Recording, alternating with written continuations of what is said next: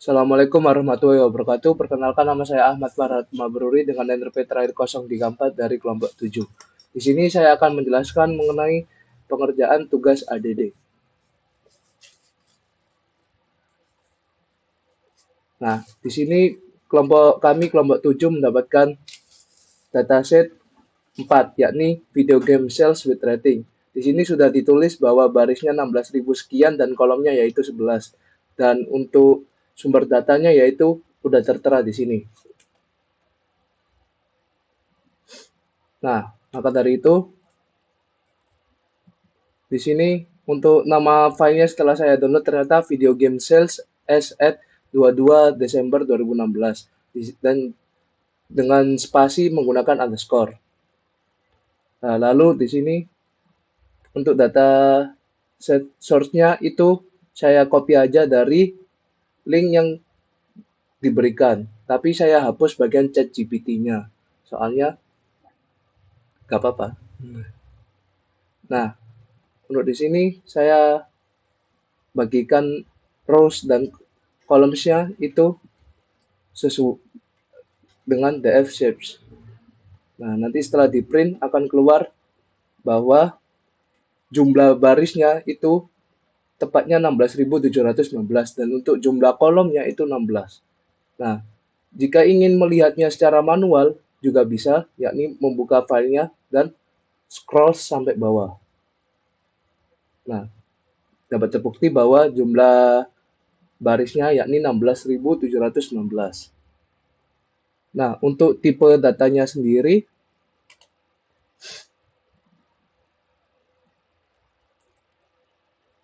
di sini diklasifikasikan ada 4, yakni numerik, tanggal, dan teks atau kategorikal.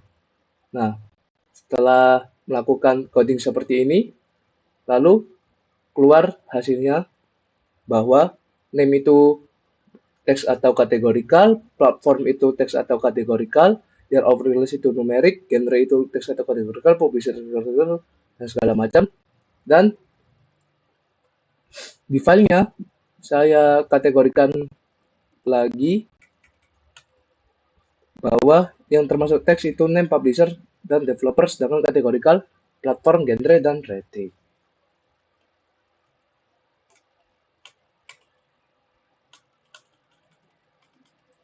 Nah, terus kita juga menjelaskan bagian struktur dataset, yakni data frame info dan data frame describe. Di sini data frame infonya dengan seperti ini, menjelaskan datanya itu sendiri.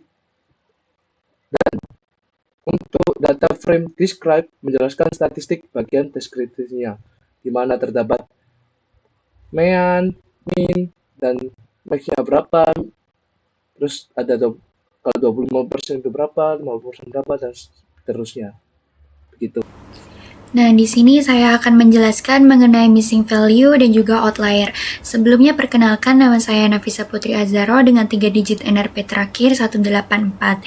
Nah, seperti yang telah ditampilkan di layar, hasil pemeriksaan missing value pada dataset video game sales menunjukkan bahwa data penjualan baik regional maupun global tercatat lengkap, ada yang tanpa missing value, ada yang missing value-nya relatif kecil, dan juga ada yang missing value-nya cukup besar.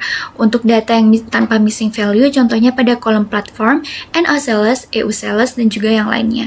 Untuk data yang memiliki missing value relatif kecil, contohnya pada name, genre, publisher, year of release. Nah, untuk data yang memiliki missing value yang cukup besar, itu berkaitan dengan penilaian seperti critic score, critic count, dan juga user score. Lalu untuk yang selanjutnya yaitu visualisasi missing value atau heat map. Nah, Gambar tersebut adalah heatmap missing value dari dataset video game sales yang menunjukkan bahwa warna ungu ini menandakan data yang lengkap atau tidak ada missing value, sedangkan warna kuning ini menandakan adanya missing value. Dari visualisasi terlihat bahwa kolom penjualan seperti NA sales, EU sales, JP sales, order sales, dan global sales hampir sepenuhnya berwarna ungu, artinya tidak ada missing value. Sebaliknya seperti critic score, critic count, user score di sini berwarna kuning yang berarti memiliki missing value yang cukup besar. Lalu selanjutnya yaitu strategi penanganan missing value. Pada tabel rekomendasi strategi penanganan missing value, setiap kolom diperlakukan sesuai dengan jenis datanya. Untuk kolom yang bersifat numerik seperti year of release, critic score, critic count akan digunakan imputasi strategi dengan median. Hal ini karena median lebih tahan terhadap outlier dibandingkan dengan mean, sehingga akan lebih aman dipakai untuk menggantikan nilai yang hilang. Sementara itu, kolom yang bersifat kategorikal atau tag seperti name, genre, publisher, strategi yang dipilih adalah imputasi dengan mode. Lalu selanjutnya yaitu laporan perubahan setelah dilakukan penanganan pada missing value. Nah, gambar ini menampilkan laporan perubahan missing value setelah penanganan. Tabel di bagian atas menunjukkan jumlah nilai hilang per kolom. Semua kolom tercatat 0 dan heatmap di bawahnya berwarna ungu seragam tanpa adanya warna kuning. Selanjutnya yaitu deteksi penanganan outlier. Yang pertama yaitu metode statistik yield score atau IQR. Gambar tersebut menunjukkan hasil deteksi outlier pada dataset menggunakan metode Z-score dan juga IQR. Hasil Z-score menemukan jumlah outlier yang relatif lebih sedikit, sedangkan pada IQR mendeteksi jauh lebih banyak. Nah, perbedaan ini terjadi karena Z-score lebih ketat dalam mendefinisikan nilai ekstrim. Selanjutnya yaitu box plot. Jadi visualisasi box plot pada gambar tersebut digunakan untuk melihat sebaran data sekaligus mendeteksi outlier pada beberapa variabel. Terlihat bahwa sebagian besar kolom penjualan seperti NA sales, EU sales, dan JP sales memiliki distribusi yang padat di bagian bawah dengan banyak titik menyebar di luar whisker, menandakan adanya outlier. Hal ini juga serupa dilihat pada variabel non penjualan seperti critic score, critic count, user score, dan user count yang menunjukkan banyak nilai ekstrim di luar rentang normal. Secara keseluruhan, box plot ini menegaskan bahwa dataset penjualan video game mengandung cukup banyak outlier. Selanjutnya yaitu transformasi, hapus, dan juga winsorization. Gambar ini mendokumentasikan langkah penanganan outlier dengan 3 pendekatan, yaitu hapus, transformasi log, dan winsorization. Pada bagian atas terlihat distribusi global sales sebelum dan sesudah transformasi log, di mana penyebaran data yang awalnya sangat melebar dapat dipadatkan sehingga lebih seimbang.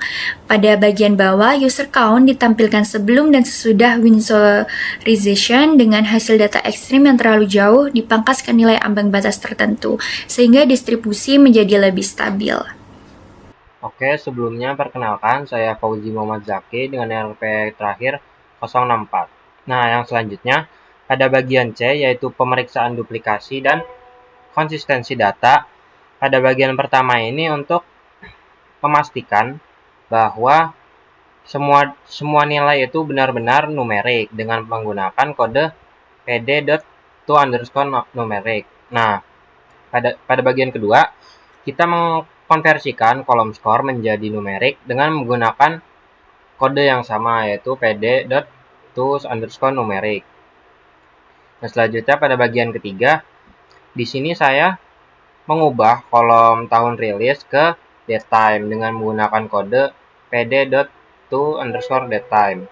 Nah, yang terakhir, pada bagian keempat, dibuatlah laporan ringkas mengenai data setelah dikonversikan dengan menampilkan kode df.info.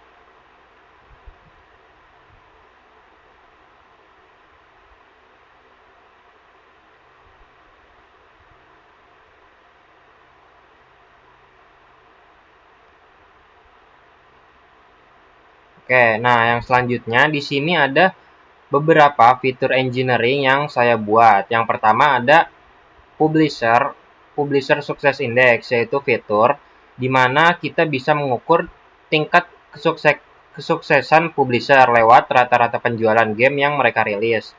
Nah, dan juga bisa digunakan untuk membandingkan reputasi publisher besar versus kecil. Nah, berikut kode dari fitur yang saya buat. Nah, untuk fitur engineering yang kedua, di sini ada average critic score per genre. Nah, yang digunakan untuk menghitung rata-rata skor kritikus per genre serta menunjukkan genre mana sih yang biasanya mendapatkan apresiasi lebih tinggi dari kritikus. Nah, yang terakhir fitur engineering ketiga yaitu ada genre popularity index, di mana di sini digunakan untuk mengukur popularitas genre berdasarkan rata-rata penjualan global, serta untuk membantu melihat genre apa sih yang paling laku di pasaran. Assalamualaikum warahmatullahi wabarakatuh. Perkenalkan, nama saya Muhammad Hanif Syanandra dengan NRP terakhir 176. Dan di sini saya akan menjelaskan sedikit tentang yang bagian saya yaitu normalisasi dan standarisasi data dan EDA-nya yaitu EDA-nya itu sendiri. Oke. Jadi di sini itu adalah bentuk dari adalah codingannya dari standar scalar dan min max scalarnya ya. Oke. Lalu untuk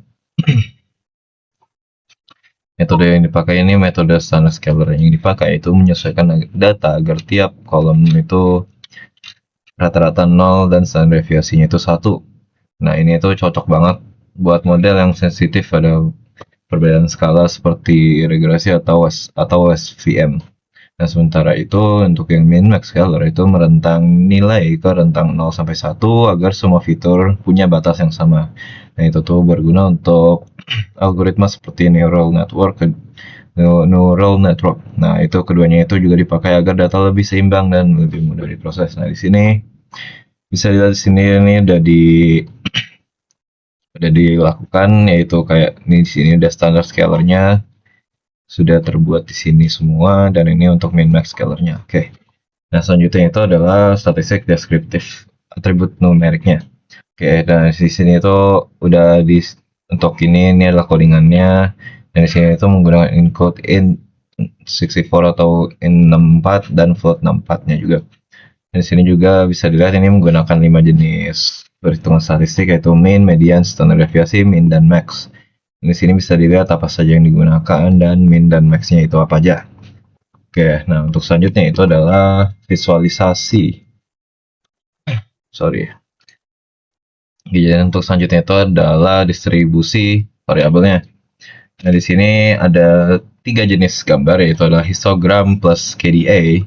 Yang bisa dilihat di sini itu ada kayak ini ada histogramnya dan ini adalah KDA-nya di sini juga. Bisa dilihat di sini ini ada histogramnya. Lalu di sini adalah density. Ini adalah yang jenis density plotnya. Nah, di sini itu sebenarnya ini adalah gabungan dari histogram dan density plot. Dan di sini juga saya tetap menambahkan untuk density plotnya itu sendiri, dan di sini adalah distribusi variabel yang lainnya. Oke. Lalu untuk selanjutnya itu adalah heatmap. Adalah korelasi heatmap. Jadi menggunakan Pearson dan Spearman. Nah, di sini adalah codingannya untuk Spearman dan Pearsonnya. Dan di sini adalah hasil untuk Spearman dan Pearsonnya. Oke, jadi untuk yang hitman